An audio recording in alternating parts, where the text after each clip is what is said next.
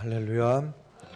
오늘 맥주 감사절입니다. 맥주 감사절. 그런데 이 맥주 감사절이 매년 맥주 감사절을 우리가 맞이하면서 이날이 얼마나 복된 날인지, 얼마나 하나님께서 우리들에게 축복으로 주신 날인지를 모르고 그냥 스쳐 지나가듯이 지나가는 경우들이 참 많습니다.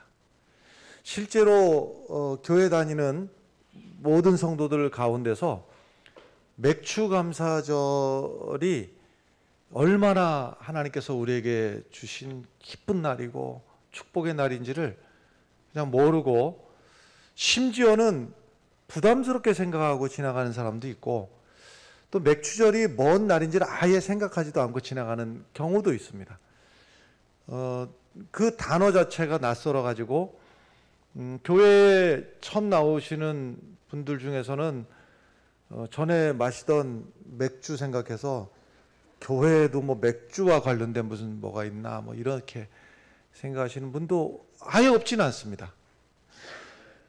교회를 오래 다니시는 분들 중에서도 추수감사절은 크게 감사하고 맥주감사절은 좀 작게 감사하고 이렇게 생각하는 분들도 없지는 않습니다.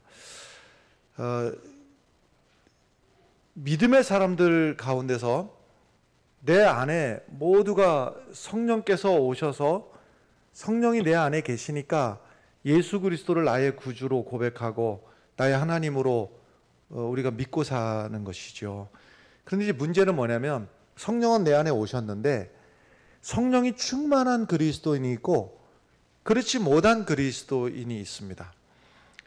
성령은 내 안에 계시는데 그 성령이 내 안에서 나를 주장하시고 내가 성령에 이끌려 살아가는 성령 충만한 사람이 있는가 하면, 예수 그리스도를 믿으면서도 성령의 지배를 거부하고 성령에 순종하지 않고 살아가는 그리스도인들도 많이 있습니다. 그 차이가 무엇이냐면 바로 이 감사의 기쁨이 내 안에 있는가 하는 겁니다.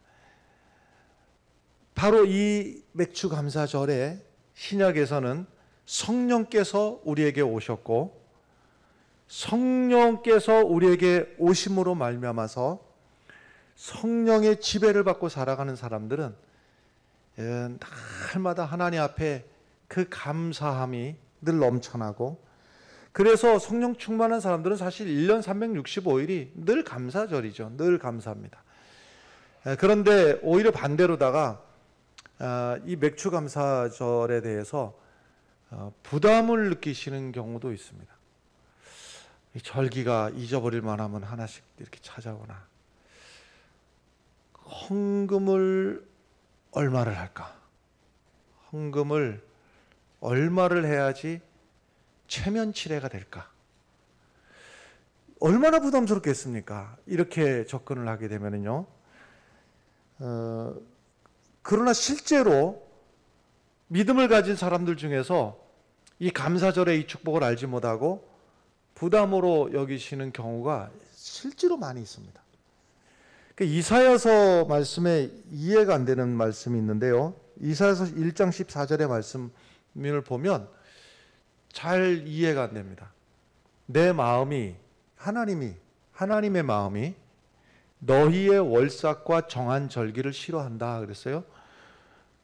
결국은 이 절기라고 하는 것이 감사의 절기입니다. 6월절이 되었던 맥주절이 되었던 뭐 추수감사절이 되었든지 간에 감사와 관련된 절기인데, 너희의 월삭과 정한 절기를, 감사절을 싫어한다. 하나님이 싫어하신다는 거예요. 그것이 그 감사절이 내게, 하나님에게 무거운 짐이라. 하나님에게 무거운 짐이라는 거예요. 감사절이. 내가 지기에 곤비하였느니라. 하나님이 지고 싶지 않다는 겁니다. 이 감사절이 하나님에게 무거운 짐이 되고 하나님이 싫어하시고 하나님이 지기에 곤비하시다는 거예요. 이게 도대체 무슨 소린가?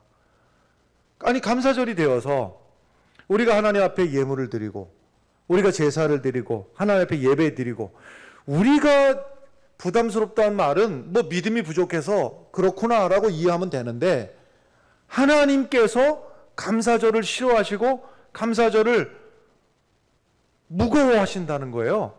부담스러우시다는 거예요. 도대체 이게 무슨 소리일까? 감사절을 만드시고 이 절기를 지키라고 하신 데에는 하나님의 약속이 있는 겁니다. 감사절을 통해서 감사함으로 하나님 앞에 나오는 사람들마다 하나님께서 주실 복이 있다고 하는 거예요. 그것이 바로 잠언서 3장 9절 10절 말씀인데, 보세요. 내 재물과 내 소산물의 처음 익은 열매로 여호와를 공경하라. 이게 뭡니까? 맥주절 감사 아닙니까? 맥주절 감사를 하나님 앞에 드리면, 그리하면 내 창고가 가득히 차고 내 포도즙 틀에 새 포도즙이 넘치리라 하는 거예요. 할렐루야. 그러니까 이 감사절은, 맥주절은 하나님이 우리들에게 복을 주시기 위해서 이 절기를 지키라고 하는 것인데, 문제는 뭐냐면 이스라엘이 이 절기를 지키는 거 보니까 마음은 다 딴 데가 있고 껍데기로만, 건성으로만 이 절기를 지키니, 그것이 바로 말라기서 1장 8절에는 기가 막힌 말씀이 있습니다. 기가 막혀요. 만군의 여호와가 이르노라, 너희가 눈먼 희생을 바치는 것이 어찌 악하지 아니하며 저는 것, 병든 것을 드리는 것이 어찌 악하지 아니하냐. 이제 그것을 너희 총독에게 드려보라. 그가 너를 기뻐하겠으며 그가 너를 받아주겠느냐라는 거예요. 무슨 말씀인가 하면, 하나님께서 이 감사절을 통해서 감사로 나오는 심령들마다 하나님께서 복 주시기 위해서 감사절 절기를 지키라고 했는데, 감사절을 지키는 모양을 보니까 감사하는 마음은 싹 빠져버리고 껍데기로 형식만 때우듯이 감사절 절기를 하나님 앞에 지키게 되니, 하나님이 약속하신 바는 복을 주시겠다고 약속을 하셨는데, 하나님께서 이렇게 정성이 없는 이들에게 주실 복이 없으니 하나님이 감사절을 맞이하는 하나님의 마음이 불편하고 무겁고 부담되고 싫고 이렇다고 하는 거예요. 여러분, 이 감사절이 하나님 앞에 우리의 감사함으로 드려서 하나님께서 우리의 감사하는 마음을 받으시고 하나님께서 마음껏 복 주시는 그런 절기가 되시기를 바랍니다. 이것은 이 맥주절뿐만이 아니라 매번의 절기 때마다 마찬가지입니다. 하나님 앞에 내 마음을 들여서. 사랑이라고 하는 것도요, 입으로 말해야 사랑입니다. 에이, 무슨 말씀. 뭐 입으로 뭐라 하는 것보다 마음속 깊이 진득하니 생각하는 게 사랑이지. 아닙니다. 표현하는 만큼이 사랑입니다. 감사도 마찬가지입니다. 마음속으로 감사하면 되지. 아니에요. 우리의 감사가, 우리의 입이, 우리의 손이 하나님 앞에 드려져야 되는 거예요. 그것이 감사입니다. 하나님 앞에 우리가 감사를 드릴 때 이것이 하늘의 축복의 문을 여는 시작이 되고 통로가 되는 겁니다. 우리가 사람에게서도 받은 바 은혜가 있으면 그 말로 하지 않으면 안 됩니다. 감사합니다. 우리 입에서 감사해야 되고 표현이 돼야 되는 겁니다. 어떤 분은 하나님 앞에 오히려 감사절을 맞이했는데 오히려 섭섭하고 또 원망하는 분도 있을 수 있어요. 아니, 내가 그토록 오래 기도하는데 하나님이 내 소원 안 들어주시고 언제까지입니까? 내 삶의 이 고단함이 하나님은 언제까지입니까 도대체? 이렇게 이제 원망 섞인 마음으로다가 하나님 앞에 나온 분도 있을 수는 있으나, 그 대목에서 한번 우리의 신앙의 패턴을 한번 방향을 틀어볼 필요가 있습니다. 그게 무엇인가 하면 오히려 반대로 내가 하나님 앞에 감사를 제대로 심었는가, 심은 것이 없으니 거두는 것도 없지 않은가. 내가 오히려 하나님 앞에 이제까지 살아온 것이 하나님의 은혜요, 이제까지 하나님께서 주시는 은혜로 내가 살아왔던 것을 감사함으로 하나님 앞에 나올 때 오히려 하나님께서 풍성하게 거둘 만한 축복으로 하나님께서 응답해 주시리라 믿습니다. 이 성경에 나오는 무서운 죄 중에 하나가 바로 원망과 불평하는 죄입니다. 이 가나안까지 가는 광야길에서 여호수아와 갈렙 두 사람 빼놓고는 가나안 땅에 들어가지 못했어요. 왜 그랬습니까? 틈만 나면 순간순간마다 불평하고 하나님 앞에 불평하고, 그리고 하나님이 세우신 종과 모세와 다투고 이랬습니다. 하나님 앞에 감사할 것이 얼마나 많이 있었습니까?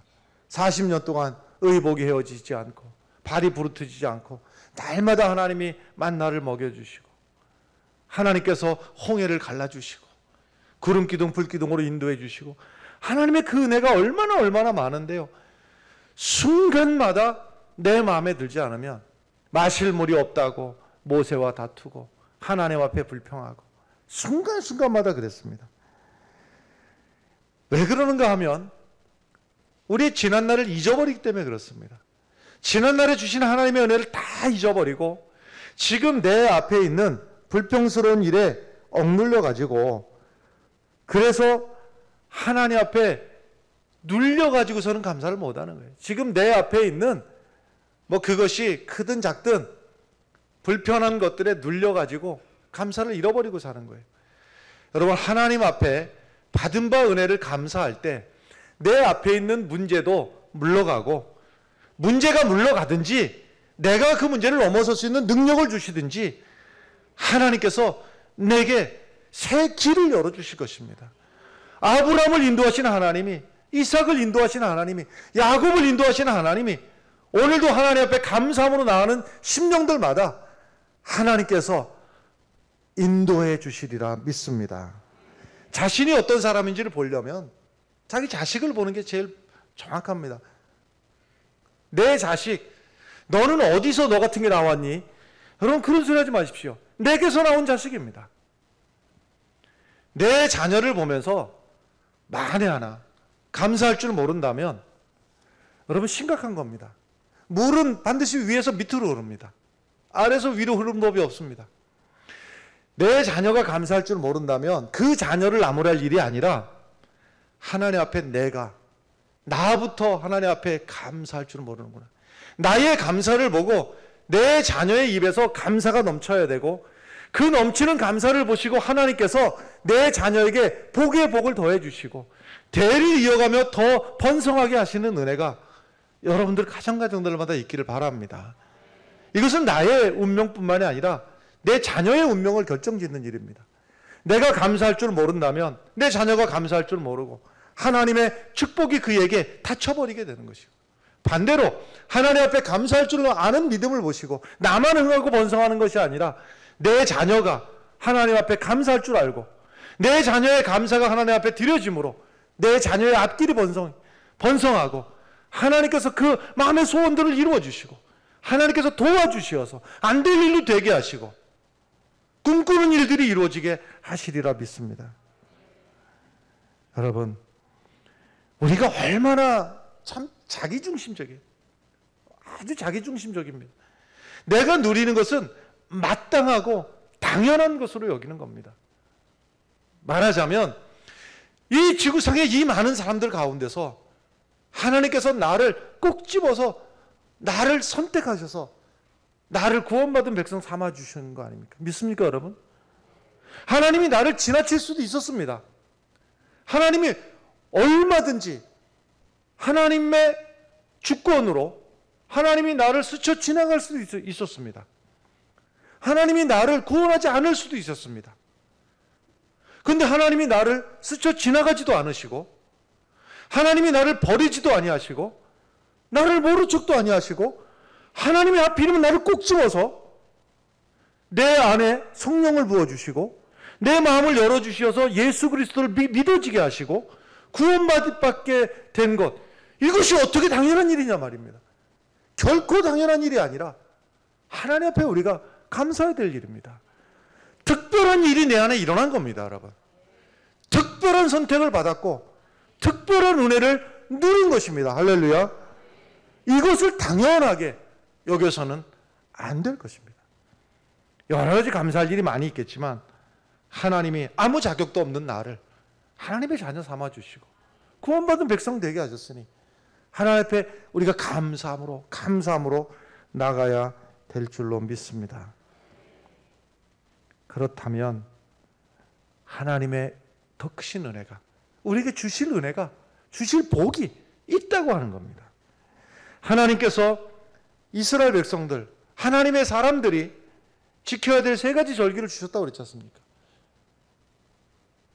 애굽에서, 종되었던 애굽에서 건져주신 것을 감사해서 유월절, 무교절, 또 처음 익은 열매로 하나님 앞에 드려지는 맥주절, 그 다음에 모든 수확을 가을에 다 거둬서 그것을 다 수확을 완료해 놓고 그리고 창고에 모아 드린 다음에 그 다음에 지켜지는 일주일 동안의 그 수장절 또는 장막절, 추수감사절, 이 세 가지인데 그 중에서 사실 제일 어렵기도 하고 의미가 제일 대단하기도 하고 한 것이 셋 중에서 꼽으라고 하면은요, 맥주절입니다. 이 맥주절이 참 특별한 절기입니다. 특별한 절기예요.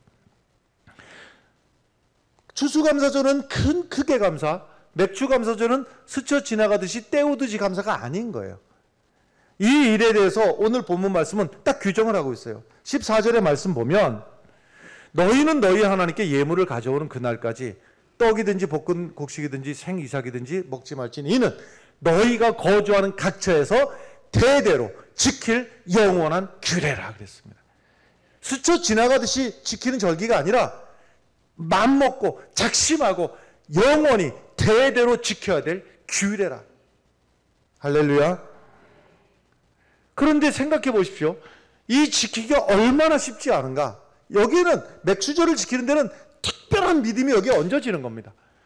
40년 동안 만나를 먹었습니다. 처음에는 놀랍고 너무 맛있고 너무 감사하고 이 만나를 먹으니 맛있는 거, 달고 오묘하고 맛있는 거예요. 근데 아무리 맛있어도 여러분, 아무리 맛있어도 이 만나가 맛있다 해도 아침에는 만나 죽 끓여 먹고 점심에는 만나 떡 해 먹고 저녁에는 만나 수제비 해 먹고 다음날 만나 칼국수 해 먹고 만나 부침개 해 먹고 만나 버무리 해 먹고 만나 죽 끓여 먹고 만나 떡 해 먹고 다시 만나 수제비 해 먹고 만나 먹고 아침에 만나 먹고 점심에 그거를 몇 년을 먹었다고요? 40년을 먹으니 아무리 맛있어도 40년을 먹으니까요 이게 질력이 나는 거예요. 아침에도 만나, 점심에도 만나, 저녁에도 만나, 다음 날도 만나, 간식 뭐 줄까 만나. 그러니 처음에 그 농사를 지어가지고 그 첫번 그 수확을 거둘 때 그 마음이 어떻겠습니까? 씨를 뿌리면서 농사를 처음 져보니까 씨를 뿌린데 과연 이게 땅바닥에 넣으면, 땅바닥에 심어놓으면 이 씨가 싹이 과연 날까? 처음 농사 져보니까, 광야 생활하다가 처음 씨를 뿌려보니까 이 땅속에 이게 버리는 거지 이게 과연 싹이 날까? 근데 싹이 나는 거예요. 싹이 싹 올라와.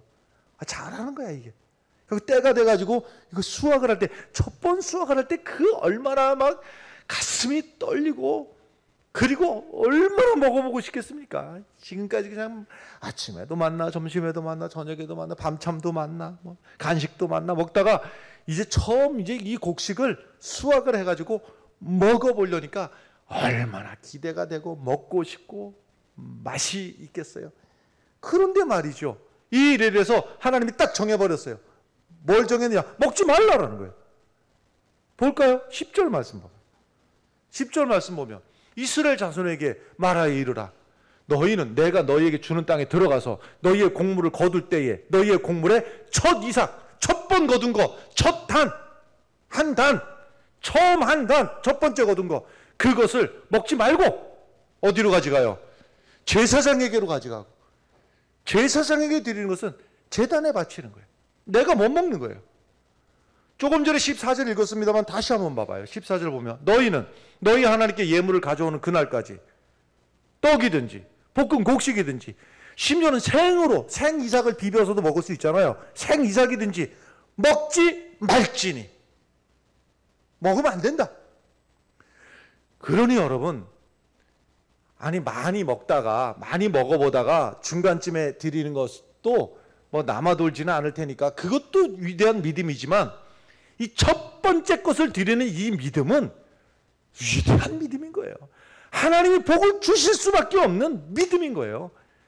이 믿음이 우리 믿음이 되기를 바랍니다, 여러분. 너무너무 먹고 싶지만 너무너무 먹고 싶은데 얼마나 먹고 싶겠어요. 첫 번째 것, 먹다가 남은 거, 먹던 중에 중간 실컷 배불리 먹고 이게 아니고 너무 먹고 싶은 그 첫 번째 것, 그것을 하나님 앞에 드리라고 하는 거예요. 그 믿음을 보고 하나님께서 주실 복이 있고 주실 은혜가 있다고 하는 사실입니다. 할렐루야. 여러분, 결코 이 맥주절을 스쳐 지나가는 절기가 되지 않기를 간절히 바랍니다. 결코 때우듯이 지나가는 절기가 안 되기를 바라요. 이 맥주절에 하나님 앞에 내 믿음을 드러내 보여주는, 내 마음을 하나님 앞에 드리는 이 절기가 되시기를 바랍니다. 지금 사실 코로나 때문에 지금 뭐 한두 가지입니까? 뭐 경제 문제부터 해갖고서는 뭐 심각한 데들이 한두 군데가 아니죠. 장사도 그렇고 사업도 그렇고 말이죠. 코로나, 그 다음에 전쟁으로 인해서 지금 뭐 한두 가지 또 문제가 아니고 지금 유가가 지금 어디까지 올라가려고 이러는지 지금 고유가에다가 금리가 또 막 치솟고 있지 않습니까? 금리는 치솟지요. 거기다가 또 주식은 반토막 딱 났지요. 지금 이 지경입니다. 그러니 어느 곳 하나 다 들려오는 소식이 무너지는 소식만 들려오는 거예요. 여기저기서 다. 거다가 우리는 또 하나 리스크를 가지고 있잖아요. 저 북한이라고 하는 리스크를 가지고 있어서 전 세계에서 바라볼 때 늘 우리는 핵을 머리 위에 짊어지고 있는 모양새입니다. 지금 모양이. 그러니 지금 옴짝달싹하지 못하는 이 기가 막힌 이 상황에서 다시 말씀드립니다마는 이때가 내 믿음을 보여줄 때예요. 이때가 하나님 앞에 감사할 때이고 이때 하나님 앞에 감사하는 믿음을 보시고 내가 해결할 수 없는 문제, 내가 감당할 수 없는 문제, 하나님께서 내 믿음을 보자고 하시는 겁니다. 하나님 앞에 감사함으로 나가시는 우리 믿음들이 되시길 바랍니다. 이 기가 막힌 때에 하나님이 요구하시는 거 딱 한 가지예요. 데살로니가전서 5장 16절, 17절, 18절 항상 기뻐하라, 쉬지 말고 기도하라, 범사에 감사하라, 이것이 그리스도 예수 안에서 너희를 향하신 하나님의 뜻이다 그랬습니다. 다른 데 있지 않고 범사에 감사하라. 할렐루야. 여호사밧이 구약에 암몬과 모압 연합군이 쳐들어와서 싸우려고 할 때 지금 싸울 수 있는 방법도, 싸울 수 있는 능력도 없고 싸울 수 있는 병력도 없고 방법이 없었어요. 이때 여호사밧이 했던 아예 하나님 앞에 모든 것을 던져놓고 그들을 다 무기를 들고 나가도 시원찮은 와중에 찬양대를 조직해가지고 하나님 앞에 앞세우고 내보냈어요. 숫자적으로다가 상대가 되지 않는 숫자인데 싸워도 이길 수가 없는 숫자이지만 하나님 앞에 찬송하며 나아갈 때 하나님께서 그 암몬과 모압의 연합군들을 하나님이 해결해 주시고 하나님이 물리쳐 주셨어요. 할렐루야. 바울과 실라가 그 캄캄한 밤중에 억울해서 매맞고 억울해가지고 원망하고 불평하고 하소연하고 얼마든지 그럴 수 있었어요. 몸은 쑤셔오고 감옥에 갇혔고 밤은 캄캄하고 이 캄캄한 밤에 바울과 실라가 했던 것, 하나님 앞에 일어나서 저들이 찬송하고 기도했더니 하나님께서 옥토를 흔들어 버리시고 옥문을 열게 하시고 모든 사람들의 매인 것에서 노임을 받게 하는 역사가 나타난 줄로 믿습니다. 우리가 하나님 앞에 감사함으로 나갈 수 있는 것, 하나님 앞에 기쁨이고 축복입니다. 하나님 앞에 이 감사절에 우리의 감사를 주 앞에 드림으로 바울과 실라가 그 캄캄한 밤중에서 겪었던 그 해방이, 문제가 해결되고 문제가 열리고 문제가 물러가는 그 역사가 우리 가운데 있기를 간절히 바랍니다. 하나님 앞에 먼저는요, 감사할 수 있게 해달라고 하나님 앞에 간구해야 됩니다. 맘먹는다고 되는 게 아니거든요. 내가 그래 지금부터 나는 그냥 결심했어. 결심한다고 내 맘 됩니까? 결심해도 내 안에 미워하는 마음 그대로 남아있고요. 감사하는 마음은 도통 살아날 생각을 하지 않고, 그게 우리의 본성입니다. 그래서 감사도요, 하나님께서 내 마음에 감사를 부어달라고, 감사하는 영을 부어달라고 하나님 앞에 기도해야 됩니다. 감사가 어느 날 하루아침에 눈 뜨고 일어났더니 오늘부터는 불평 싹 사라지고 오늘부터는 감사 시작 이렇게 되냐 말이에요. 안 됩니다. 숱하게 반복해서 내가 하나님 앞에 믿음도요, 훈련입니다. 나를 쳐서 복종시켜야 됩니다. 불평하는 순간에 나를 쳐서 스톱! 어디? 강제로 입을 닫아버리게 만들어야 돼요. 불평이 나오는 순간에 내 입을 내가 억어해버려야 되는 거예요. 그리고 훈련을 하는 겁니다. 하나님 앞에 감사할 수 있는 거. 감사. 처음에는요, 이것도 잘 안 됩니다. 뭘 감사해야 되지? 고기도 먹어본 사람이 먹는다고 감사도 해본 사람이 하는 거예요. 안 해봤는데 되냐 말입니다. 그러나 안 된다고가 아니라 주여 내 안에 감사하는 마음을 부어 주시옵소서 간구하면서 입을 열고 감사를 나를 시키는 거예요. 내게 훈련을 시키는 겁니다. 그것이 반복되면 하나님 앞에 축복의 문이 열리고 하나님의 주실 은혜가 차고 넘치는 거거든요. 할렐루야. 예레미야 5장 24절에 예레미야가 이런 탄식을 하게 되는데, 또 너희 마음으로 우리에게 이른 비와 늦은 비를 때를 따라 주시며 우리를 위하여 추수 기한을 정하시는 우리 하나님 여호와를 경외하자. 여기까지가 좋은데 말하지도 아니하니 그랬어요. 그렇게 안 한다는 얘기죠. 무슨 말씀입니까? 말하자면 농사 짓는 농부라고 할 것 같으면 씨를 뿌리고 내가 씨를 뿌리고 내가 김 메고 내가 수수했으니 내가 농사 진 거지. 하나님 앞에 감사할 게 뭐 있냐? 내가 땀 흘리고 내 돈 들여가지고 내가 농사했는데 내게 마땅하지. 감사할 게 뭐 있냐? 이렇게 한다는 것이죠. 그러나 여러분, 농부가 할 수 있는 것이 땅에 씨를 뿌리는 거는 할 수 있으나 그 씨에서 뿌리가 내리고 싹이 나고 자라게 하시는 건 하나님이 하시는 겁니다. 여러분 믿습니까? 이게 하나님이 하시는 건데 그걸 인정을 안 한다는 거예요. 내가 농사했으니 내가 땀 뿌렸으니. 여러분 저 산상캐로 다니는 신만이들, 신만이 맞지요?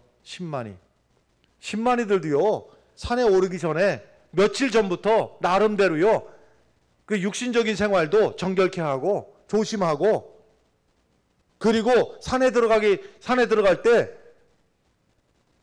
자기 나름대로 정성을 들이고 그리고서는 산에 오르는 거예요.